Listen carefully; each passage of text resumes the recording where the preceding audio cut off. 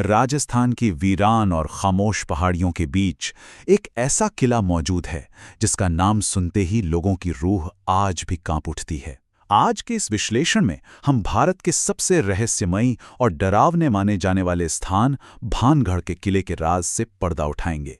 आखिर कोई तो बात है इस खामोश वीराने में जो सदियों से अनसुलझी है ना? जरा सोचिए, एक ऐसी ऐतिहासिक जगह जहां सूरज ढलने के बाद जाना सख्त मना है, मतलब बिल्कुल मना है। ये कोई मनगढ़ंत बात नहीं है, बल्कि एक वास्तविक और बेहद डरावनी चेतावनी है जो वहां स्पष्ट रूप से लिखी हुई है। आखिर ऐसा क्या हो जाता है वहां अंधेरा घिरते ही कि इंसानों को अंदर जाने से रोक दिया जाता है? ये खौफनाक सवाल ही आज की हमारी इस चर्चा का सबसे दिलचस्प हिस्सा है। तो चलिए सबसे पहले बात करते हैं इसके सुनहरे अतीत और आज के इन खंडरों की। अगर हम वक्त में थोड़ा पीछे जाएं तो यकीन मानिए, भानगढ़ हमेशा से ऐसा वीरान बिल्कुल नहीं था। एक समय था जब ये एक बेहद आबाद, समृद्ध और खुशहाल राज्य हुआ करता था। बाजारों में लोगों की भारी भीड़, मंदिरों में गूंजती घंटियां और महलों की वो शानदार शाही जिंदगी। लेकिन आज वहां क्या है? बस टूटे हुए महल, खामोश सूनी गलियां और वीरान पड़े मंदिर। एक इतना आबाद और हंसता खेलता शहर आखिर अचानक इस कदर कैसे उजड़ सकता है कि वहां सिर्फ और सिर्फ खौफ बाकी रह जाए? इस पूरी कहानी के केंद्र में, या यूं कहें कि इस तबाही की जड़ में, एक ही नाम आता है, भानगढ़ की राजकुमारी रत्नावती। कहा जाता है कि उनकी खूबसूरती की चर्चा सिर्फ उनके राज्य में ही नहीं, बल्कि मीलों दूर तक फैली हुई थी। और जैसा कि इतिहास के पन्नों में अक्सर देखने को मिलता है, कभी-कभी यही बेइंतहा खूबसूरती किसी राज्य के सबसे खौफनाक अंजाम की वजह बन जाती है।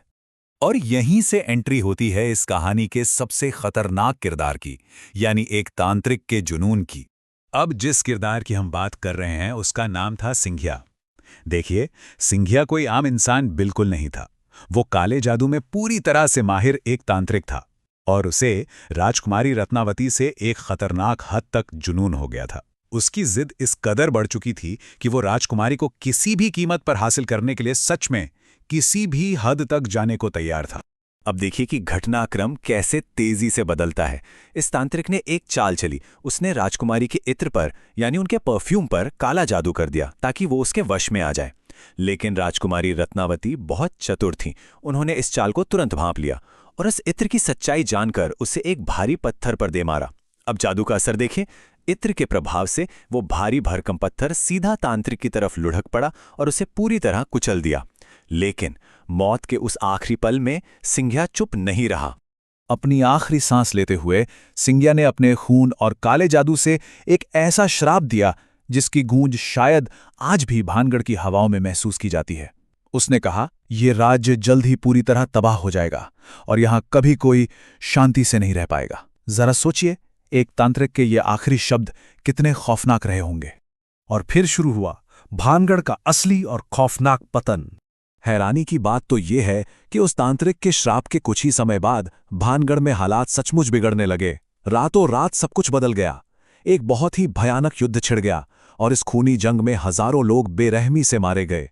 वो राज्य जो कभी सोने की तरह चमकता था, वो हमेशा हमेशा के लिए एक वीरान और खामोश कब्रिस्तान में तब्दील हो गया। लेकिन क्या वो श्राप वहीं खत्म हो गया? चलिए अब अंधेरे में गूंजती इन रहस्यमय आवाजों की बात करते हैं। आज भी इतने 100 सालों बाद भानगढ़ के ये खंडर कई रहस्यमयी घटनाओं का गवाह माने जाते हैं। वहां जाने वाले कई लोगों का और स्थानीय निवासियों का बड़ा स्पष्ट दावा है कि रात के अंधेरे में वहां से अजीब सी खौफनाक फुसफुसाहटें आती हैं। बिल्कुल खाली गलियारों में जहां कोई नहीं होता, वहां भारी कदमों की आवाजें गूंजती हैं। और तो और अंधेरे में अजीब सी परछाइयों को भटकते हुए देखे जाने की बातें भी आम हैं। ऐसा कहा जाता है कि जिसने भी रात के समय वहां रुकने की भूल की, उसके साथ कुछ ऐसा जरूर हुआ जिसे विज्ञान के पास भी समझाने का कोई तरीका नहीं है। तो इन सब बातों के बाद एक बहुत बड़ा सवाल हमारे सामने खड़ा होता है। क्या भानगढ़ सच में किसी तांत्रिक के काले जादू से शापित है, या फिर ये बस सदियों से चली आ रही एक डरावनी कहानी है जिसे समय ने और भी भयानक बना दिया है? सच जो भी हो, लेकिन आज भी उस किले के खंडरों का सन्नाटा और वो घना अंधेरा रोंगटे खड़े कर देने के लिए काफी है। इस रहस्यमयी कहानी के साथ आज का हमारा ये विश्लेषण यहीं समाप्त होता है। लेकिन जाते जाते जरा ये जरूर सोचिएगा कि क्या कभी-कभी इन पुरानी कहानियों का अंधेरा सचमुच हकीकत बन जाता है।